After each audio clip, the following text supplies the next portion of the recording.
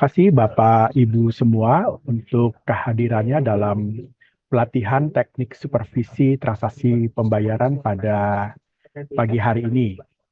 Ya, Eh, sebelumnya saya ingin memperkenalkan terlebih dahulu tentang PT Bank Sentral Asia Tbk.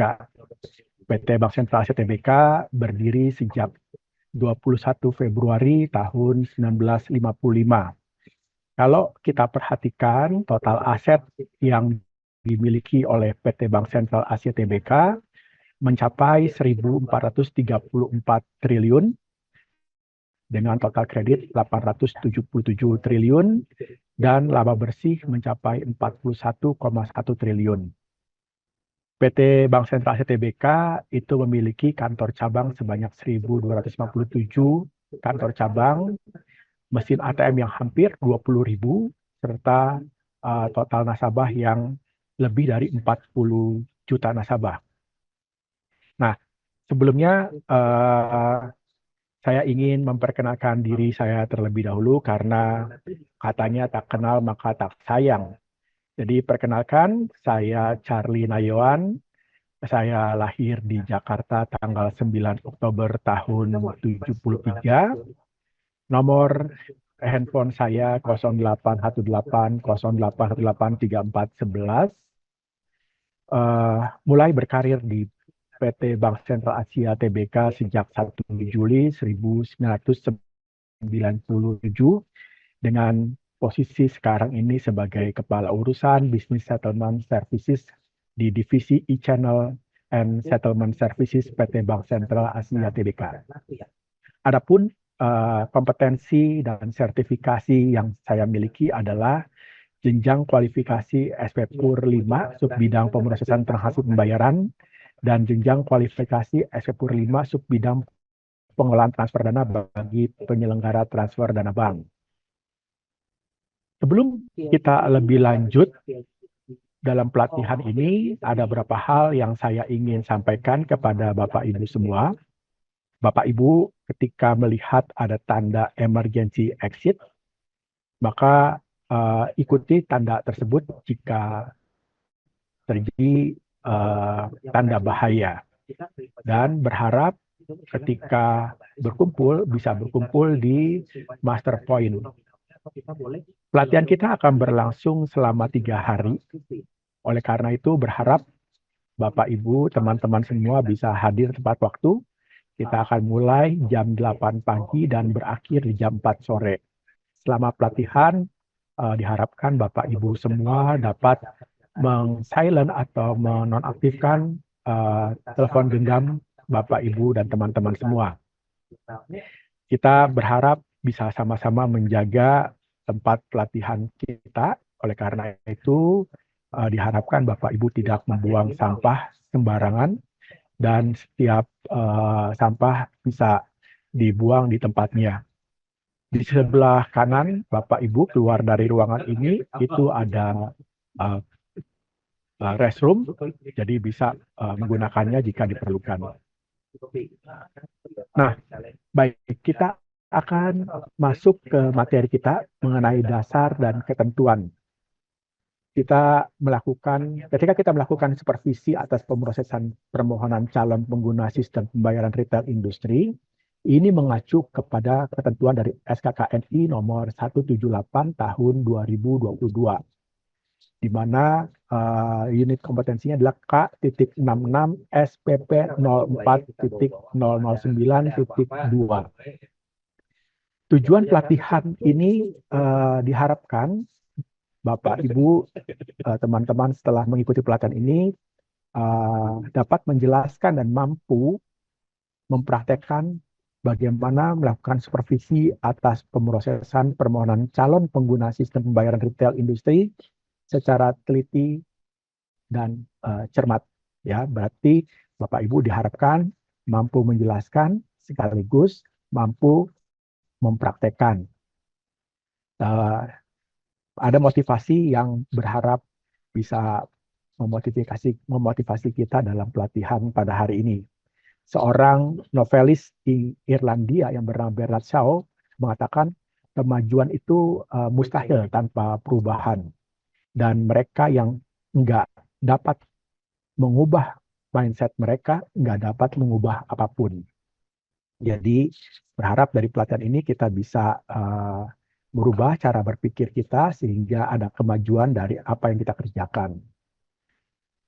Jadi di unit kompetensi ini, Bapak Ibu kita semua akan belajar bahwa uh, kenapa unit kompetensi ini diperlukan. Diperlukan dalam kegiatan pengelolaan instrumen sistem pembayaran retail industri adalah supaya kita semua mampu mempersiapkan tahapan sebelum transaksi itu dijalankan. Nah, penyelenggara sistem pembayaran retail industri itu adalah penyelenggara jasa sistem pembayaran sebagaimana diatur oleh Peraturan Bank Indonesia nomor 22/23/PBI tahun 2020 tanggal 29 Desember tahun 2020 tentang sistem pembayaran yang terdiri dari penyedia jasa pembayaran PJP dan penyelenggara infrastruktur sistem pembayaran atau PIP. Nah, pengguna sistem pembayaran retail industri merupakan pemegang instrumen dan atau pengguna layanan sistem pembayaran retail industri. Pemegang instrumen dan atau pengguna layanan sistem pembayaran retail industri terdiri dari perorangan dan korporat. Jadi yang bisa menggunakan layanan sistem pembayaran itu bisa nasabah individu atau nasabah korporasi. Pemegang instrumen dan atau pengguna layanan sistem pembayaran retail industri diperlukan menurut jenis kegiatan usaha penyelenggara sistem pembayaran retail industri. Kondisi tertentu adalah kondisi di mana calon pengguna belum memenuhi persyaratan dari aspek kesesuaian, namun dinilai potensial sebagai pengguna. Nah, dalam pelatihan hari ini, Bapak Ibu diperlengkapi dengan peralatan. Ada mesin pengolah data, ada internet, ada berbagai macam literatur yang berisi penjelasan dari produk yang dipasarkan. Kemudian ada formulir-formulir yang biasa kita gunakan dalam memasarkan layanan ini, termasuk alat tulis yang bisa digunakan. Diharapkan dari pelatihan ini, Bapak, Ibu, teman-teman memiliki sikap kerja yang teliti, bertanggung jawab, disiplin, berpikir analitis, dan memiliki kepemimpinan yang baik. Karena transaksi sistem pembayaran ini berkaitan dengan finansial. Oleh karena itu, jika tidak ada ketelitian, maka akan menimbulkan kerugian secara finansial. Oleh karena itu, ketelitian dalam menilai hasil analisis kelayakan calon pengguna sistem pembayaran retail industri perlu dimiliki, termasuk ketepatan dalam memberikan rekomendasi terhadap calon pengguna sistem pembayaran retail industri dengan kondisi tertentu. Nah, dalam pelatihan ini diharapkan Bapak, Ibu, teman-teman memiliki pengetahuan yang tepat, memiliki keterampilan dan sikap kerja yang tepat pula. Nah, terkait dengan pengetahuan, kita harus sama-sama memiliki konsep dasar interaksi para pihak dalam sistem pembayaran retail industri ini. Kemudian memahami jenis dan karakteristik produk, serta layanan pengelolaan kegiatan instrumen sistem pembayaran retail industri. Kemudian juga kita memahami sistem dan prosedur operasional terkait pengelolaan kegiatan instrumen sistem pembayaran retail industri. Nggak hanya kita memahami produk dan layanan ini, tetapi kita juga harus memahami resiko-resiko yang terkait dengan pengelolaan kegiatan dari instrumen sistem pembayaran retail industri ini. Kemudian memahami juga ketentuan apa saja yang regulator telah gariskan dalam penyelenggaraan jasa sistem pembayaran retail industri ini. Dan memahami bagaimana mengelola kegiatan instrumen sistem pembayaran retail industri ini. Ya, jadi kita harus paham produknya, paham sistemnya, paham resikonya, paham ketentuannya, dan paham bagaimana kita menjalankannya. Nah, kemudian kita juga harus memiliki keterampilan bagaimana kita memiliki keterampilan berkomunikasi dan berkoordinasi, baik secara internal maupun eksternal. Kita juga harus memiliki kemampuan, keterampilan untuk mengoperasikan segala aplikasi dan peralatan yang diperlukan. Bagaimana bisa menggunakan aplikasi sistem teknologi informasi ini. Nah, aktivitas yang dilakukan dalam supervisi ini adalah bagaimana kita memberikan persetujuan calon pengguna sistem pembayaran retail industri. Kita harus bisa menilai hasil analisis kelayakan calon pengguna sistem pembayaran retail industri sesuai dengan persyaratan yang telah ditentukan. Kita juga harus bisa memberikan persetujuan atau penolakan bagi calon pengguna sistem pembayaran retail industri sesuai dengan prosedur yang berlaku. Kemudian bagaimana kita menindaklanjuti hasil persetujuan atau penolakan bagi calon pengguna sistem pembayaran retail industri sesuai dengan prosedur yang berlaku juga. Nah, setelah kita memberikan persetujuan, kita memberikan rekomendasi, kita menilai potensi kelayakan calon pengguna sistem pembayaran retail industri dengan kondisi tertentu sesuai dengan prosedur yang berlaku. Kemudian bisa merekomendasikan calon pengguna sistem pembayaran retail industri untuk dapat disetujui atau ditolak sesuai dengan prosedur yang berlaku. Sampai sejauh ini, apakah ada pertanyaan? Bapak, Ibu, teman-teman? Oh, kalau belum ada, saya yang gantian bertanya. Ya, coba Bu Rahma jelaskan cara melakukan supervisi atas pemrosesan permohonan calon pengguna sistem pembayaran retail industri secara teliti dan cermat. Wow, ternyata Bu Rahma sudah memahami dan menyimak dengan sangat baik. Kemudian saya ingin bertanya dengan Pak Erwin. Jelaskan cara menilai hasil analisis kelayakan calon pengguna sistem pembayaran retail industri sesuai dengan persyaratan yang telah ditentukan. Wah, terima kasih. Baik sekali jawaban dari Pak Erwin. Ya, setelah Bapak, Ibu, teman-teman memahami tentang pengetahuan terkait dengan produk, layanan, sistem, resiko, bagaimana mengelola. Sekarang kita coba praktek ya. Kita akan lakukan bagaimana langkah-langkah melakukan persiapan teknik supervisi pembayaran.